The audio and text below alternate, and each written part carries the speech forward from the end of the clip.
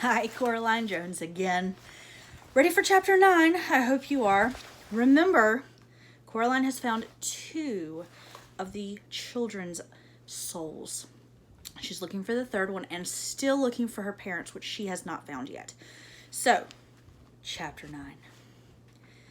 Outside, the world had become a formless, swirling mist with no shapes or shadows behind it.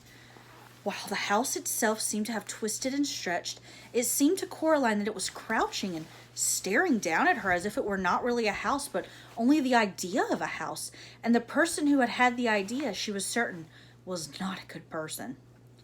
There was a sticky web stuff clinging to her arm, and she wiped it off as best she could. The gray windows of the house slanted at strange angles.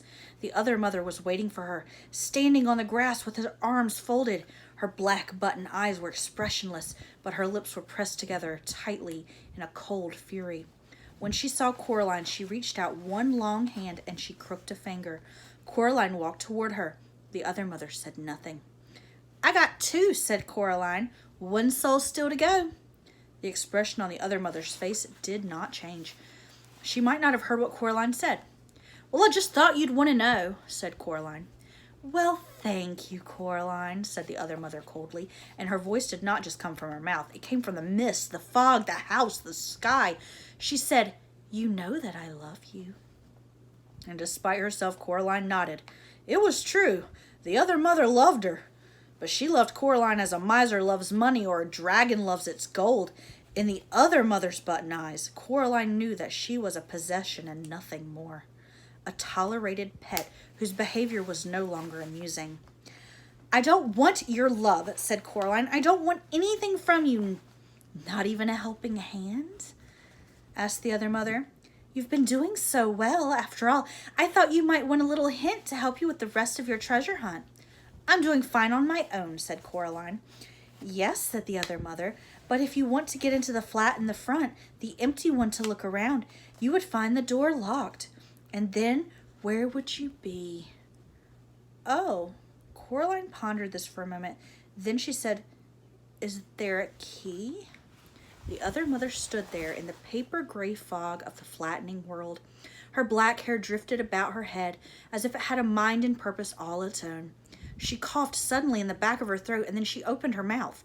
The other mother reached up her hand and removed a small brass front door key from her tongue. "Here," she said, "you'll need this to get in." She tossed the key casually toward Coraline, who caught it one-handed before she could think about whether she wanted it or not. The key was still slightly damp. A chill wind blew about them, and Coraline shivered and looked away. Then she looked back. She was alone. Uncertainly, she walked around to the front of the house and stood in front of the door to the empty flat. Like all the doors, it was painted bright green. "She does not mean you well," whispered a ghost voice in her ear. "We do not believe that she would help you. It must be a trick." Coraline said, "Yes, you're right, I expect." Then she put the key in the lock and turned it. Silently, the door swung open, and silently Coraline walked inside. The flat had walls the color of old milk. The wooden boards of the floor were uncarpeted and dusty, with the marks and patterns of old carpets and rugs on them. There was no furniture in there, only places where furniture had once been. Nothing decorated the walls. There were discolored rectangles on the walls to show where paintings or photographs had once hung. It was so silent that Coraline imagined she could hear the motes of dust drifting through the air. She found herself to be quite worried that something would jump out at her, so she began to whistle. She thought it might make it harder for things to jump out at her if she was whistling. First, she walked through the empty kitchen. Then she walked through an empty bathroom containing only a cast iron bath, and in the bath a dead spider the size of a small cat. Whew. The last room she looked at, she supposed, once had been a bedroom. She could imagine that the rectangular dust shadow on the floorboards had once been a bed. Then she saw something and smiled grimly.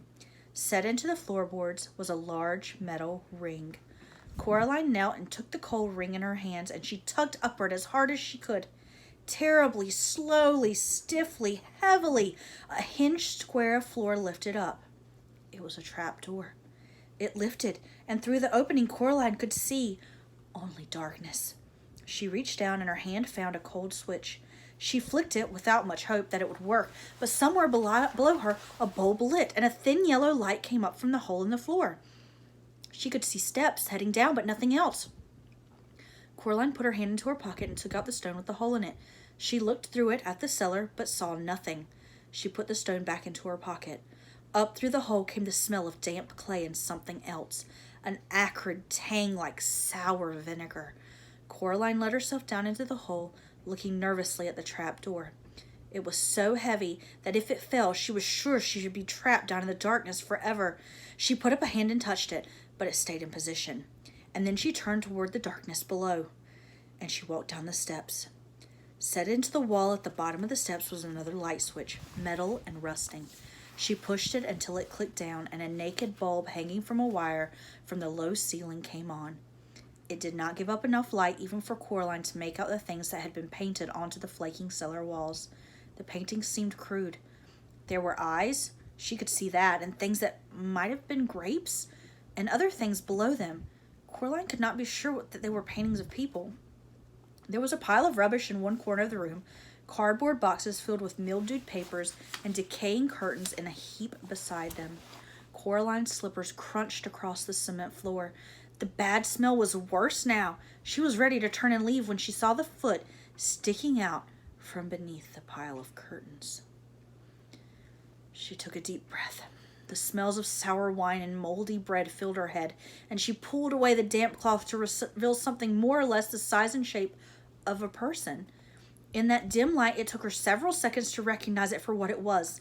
The thing was pale and swollen like a grub, with thin, stick-like arms and feet. It had almost no features on its face, which had puffed and swollen like risen bread dough. The thing had 2 large black buttons, where its eyes should have been. Coraline made a noise, a sound of revulsion and horror, and as if it had heard her and awakened, the thing began to sit up. Coraline stood there, frozen. The thing turned its head until both its black button eyes were pointed straight at her. A mouth opened in the mouthless face, strands of pale stuff sticking to the lips, and a voice that no longer even faintly resembled her father's whispered, "Coraline?" "Well," said Coraline to the thing that had once been her other father, "at least you didn't jump at me." The creature's twig-like hands moved to its face and pushed the pale clay about, making something like a nose. It said nothing. "I'm looking for my parents," said Coraline, "or a stolen soul from one of the other children. Are they down here?" "There is nothing down here," said the pale thing indistinctly. "Nothing but dust and damp and forgetting." The thing was white and huge and swollen. Monstrous, thought Coraline, but also miserable. She raised the stone with the hole in it to her eye and looked through it. Nothing. The pale thing was telling her the truth. "Poor thing," she said. "I bet she made you come down here as punishment for telling me too much." The thing hesitated, then it nodded. Coraline wondered how she could ever have imagined that this grub-like thing resembled her father. "I'm so sorry," she said. "She's not best pleased," said the thing that was once the other father. "Not pleased at all. You've quite put her out of sorts, and when she gets out of sorts, she takes it out on everybody else. It's her way." Coraline patted its hairless head. Its skin was tacky like warm bread dough. "Poor thing," she said. "You're just a thing she made and then threw away." The thing nodded vigorously. As it nodded, the left button eye fell off and clattered onto the concrete floor. The thing looked around vacantly for its one eye as if it had lost her. Finally it saw her, and, as if making a great effort, it opened its mouth once more and said in a wet, urgent voice, "Run, child. Leave this place. She wants me to hurt you to keep you here forever, so that you can never finish the game and she'll win. She is pushing me so hard to hurt you.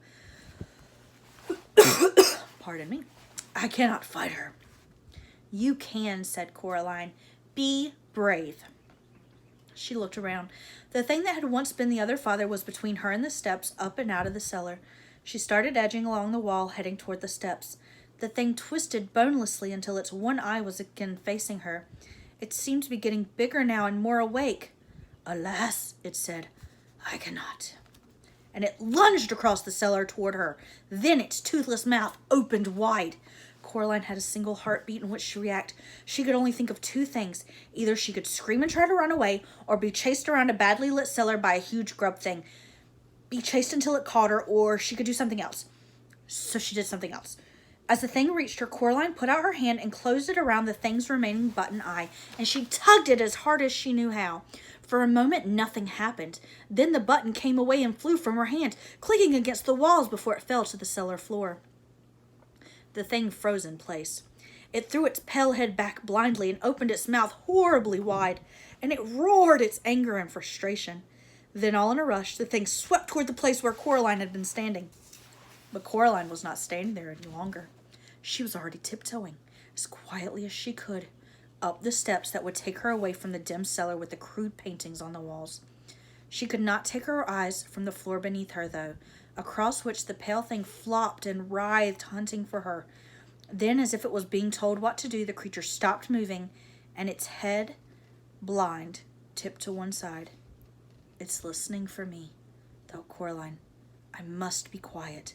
She took another step up, and her foot slipped on the step, and the thing heard her. Its head tipped toward her. For a moment it swayed and seemed to be gathering its wits. Then, fast as a serpent, it slithered for the steps and began to flow up them, toward her. Coraline turned and ran wildly up the last half-dozen steps, and she pushed herself up and onto the floor of the dusty bedroom. Without pausing, she pulled the heavy trapdoor toward her and let go of it. It crashed down with a thump, just as something large banged against it. The trapdoor shook and rattled in the floor, but it stayed where it was. Coraline took a deep breath. If there had been any furniture in that flat, even a chair, she would have pulled it onto the trapdoor. But there was nothing. She walked out of the flat as fast as she could, without actually ever running, and she locked the front door behind her. She left the door key under the mat. Then she walked down onto the drive. She had half expected the other mother would be standing there waiting for her to come out, but the world was silent and empty. Coraline wanted to go home. She hugged herself and told herself that she was brave, and she almost believed herself. And then she walked around the side of the house in the gray mist that wasn't a mist, and she made for the stairs to go up. That's the end of chapter 9. What else could happen to poor Coraline? You'll have to come back tomorrow night to find out.